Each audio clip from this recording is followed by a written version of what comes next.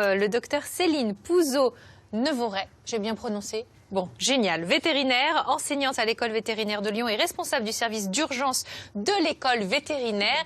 Et on voulait aujourd'hui parler des accidents domestiques qui sont aussi présents chez les animaux. C'est ça, c'est quelque chose qu'on oublie parfois un petit peu. On est assez bien familiarisé avec ça pour nous, pour les enfants en particulier, mais finalement, les animaux agissent un petit peu comme les enfants.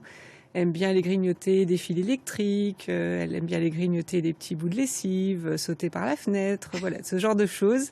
Ils sont assez inventifs pour faire des bêtises. Bon, en période de Noël, il y a des accidents qui arrivent plus spécifiquement? Il y a le fameux, tout ce qui est lié en fait à la présence du sapin et des cadeaux. C'est vrai que le sapin, c'est un énorme jouet pour le chat ou le chien ou n'importe quel animal dans la maison. Et ils adorent jouer avec les boules qui peuvent se casser, donc ils peuvent se couper avec. Ils adorent jouer avec le sapin, donc le sapin peut leur tomber dessus. Et puis surtout, ils adorent jouer avec les guirlandes ou alors les ficelles des paquets cadeaux. Et ça, c'est des corps étrangers qui sont très très dangereux chez les animaux. Et qui parfois nécessitent des chirurgies pour aller les retirer. Donc il faut faire très attention à tous ces guirlandes, toutes ces choses assez fines que les animaux peuvent avaler. Est-ce qu'il y a des aliments toxiques en période de fête pour nos animaux? Il y a, comme nous, un petit peu le surdosage d'aliments, je dirais. Donc ça, ils peuvent faire exactement la même chose que nous, mais après, en période de Noël, c'est surtout le chocolat, c'est surtout les intoxications au chocolat qu'on a très très souvent. Puisque surtout les chiens aiment beaucoup ça, donc ils ont tendance à tout avaler. Souvent ils avalent avec les papiers, la boîte, enfin un petit peu tout.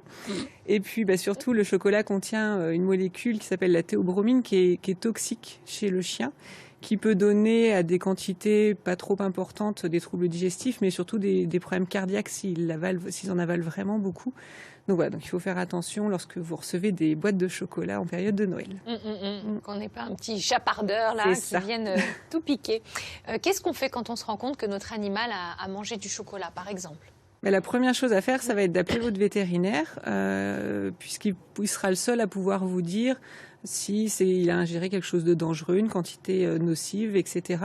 Il ne faut pas hésiter n'importe quand, même pendant les vacances, même pendant ces périodes de Noël. Il y a toujours un service d'urgence qui est disponible, donc vous aurez toujours un numéro de téléphone ou un vétérinaire à disposition. C'est celui qui vient de s'afficher sur votre écran, 7 jours sur 7, 24 heures sur 24. CNI-TV, ça veut dire? Voilà, c'est le centre antipoison vétérinaire, ça. Donc ça aussi, vous pouvez tout à fait le joindre quand vous voulez. Où là, c'est un centre antipoison vraiment avec des données destinées aux animaux. Donc, là, on est en situation d'urgence, mon chien a mangé. Est-ce qu'on ne peut pas prévenir? Comment on peut éviter d'en arriver là?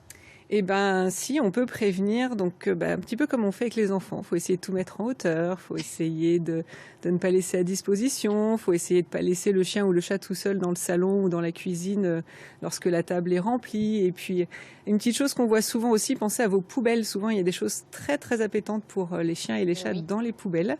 Donc, pensez à les mettre de côté pour pas qu'ils y aient accès. D'accord, merci beaucoup Céline.